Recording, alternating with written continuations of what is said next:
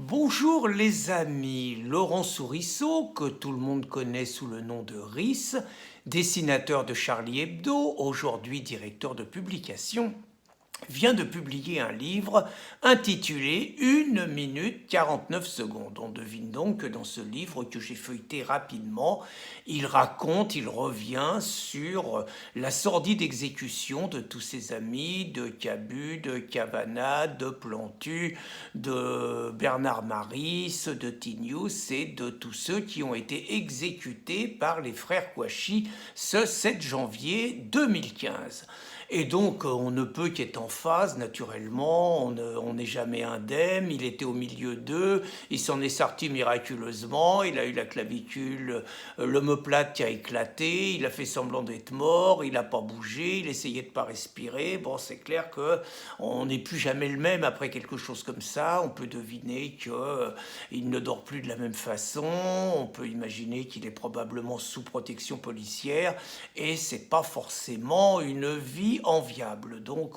naturellement, on ne peut que trouver plutôt sympathique le fait qu'il écrive un livre. Moi, d'autant plus que j'ai le souvenir, en 2006, que la France entière était derrière Charlie Hebdo. C'était à l'époque des caricatures danoises. Charlie Hebdo, comme beaucoup d'autres médias français, en solidarité avec les dessinateurs danois menacés de mort par les islamistes et poursuivis devant les tribunaux, tout le monde avait publié dans ces différentes revues des dessins, des caricatures danois que les islamistes ne voulaient pas voir. Et moi, je me rappelle à l'époque,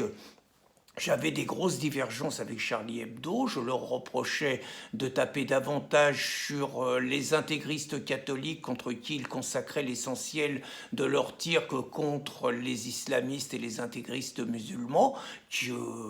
contre lesquels ils faisaient le service minimum. Je trouvais que le péril du Front National qu'ils mettaient systématiquement en avant n'était plus la priorité du combat, mais ces divergences me paraissaient totalement secondaires par rapport à la défense de la liberté d'expression que Charlie Hebdo incarnait face à ceux qui voulaient les faire taire par tous les moyens. Et Riss, moi j'en ai entendu parler pour la première fois en 2010, je vais vous raconter, je faisais partie des organisateurs avec le bloc identitaire Fabrice Robert et Christine Tazin, je faisais partie des organisateurs le 18 décembre 2010 de ce qu'on a appelé les Assises internationales contre l'islamisation de nos pays. Je me rappelle déjà que Alexis Corbière, qui n'était pas encore député mais qui était déjà conseiller municipal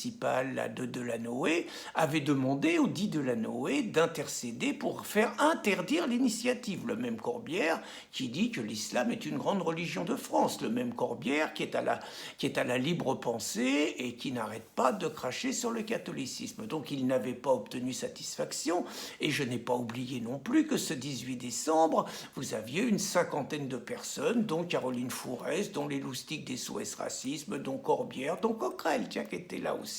qui protestaient contre cette initiative. Cette initiative qui avait été quelque chose de fabuleux,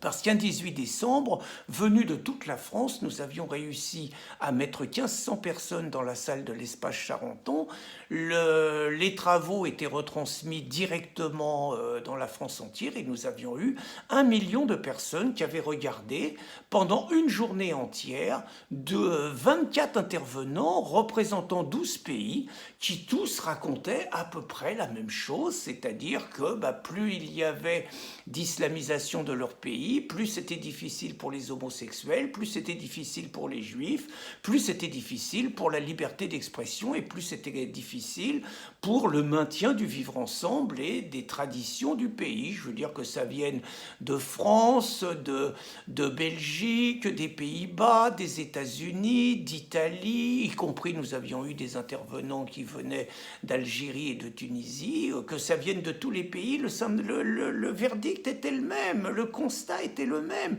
Et c'est le constat qui a amené au drame de Charlie Hebdo, mais auparavant au drame de Madrid, au drame de Londres, au drame des États-Unis, et après Charlie Hebdo, à Nice, au Bataclan, Et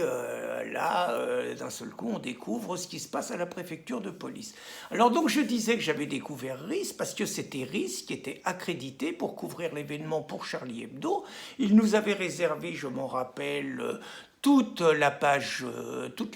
2, donc il avait chargé Oscar Fressinger, qui était quand même la vedette de cette initiative, et la plupart des intervenants étaient caricaturés d'une manière assez peu sympathique, les faisant passer pour des bœufs, un petit peu racistes, un petit peu xénophobes, alors qu'ils ne faisaient que critiquer un dogme politico-religieux et qu'il n'y a pas de racisme là-dedans. Donc j'ai le souvenir quand même que RIS n'avait pas été forcément très sympathique. Alors j'aurais aimé, parce que le drame de Charlie Hebdo aurait dû quand même, chez RIS, susciter quand même un petit souvenir, et j'aurais aimé que dans son livre, finalement, il évoque quand même ça, et qu'il se dise que finalement, qu'il ait l'honnêteté intellectuelle de reconnaître que finalement, ce 18 décembre 2010, c'est nous qui avions raison, c'est nous qui étions les visionnaires, c'est nous qui étions les lanceurs d'alerte, et que c'était lui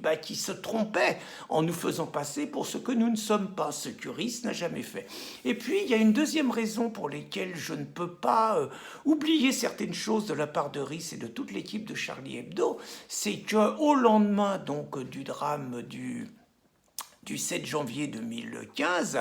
Anne Hidalgo a fait le Charlie Hebdo citoyen d'honneur. Et donc je rappelais l'événement de 2006 sur la liberté d'expression, je rappelais qu'Anne Hidalgo a fait des très beaux discours qu'on aurait pu signer sur la liberté des crayons, qu'on n'abandonnera jamais. Mais juste, c'est la seule Anne Hidalgo, c'est la même Anne Hidalgo qui me poursuit, moi, devant les tribunaux, et qui poursuit notre dessinatrice Rissette. Le procès aura lieu le 12 décembre, qui nous poursuit pour un dessin où nous représentons Anne Hidalgo à genoux en train de lécher une babouche musulmane. Alors c'est pas fait dans n'importe quel contexte, c'est fait au lendemain d'une journée en 2015 où elle a inauguré, disons, elle a permis que soit commémoré le Ramadan à la mairie de Paris, ce qui est doublement inacceptable. C'est d'abord inacceptable en termes de laïcité, parce que je rappelle que la laïcité, c'est quand même l'État ne reconnaît, ne salarie, ne subventionne aucun culte, donc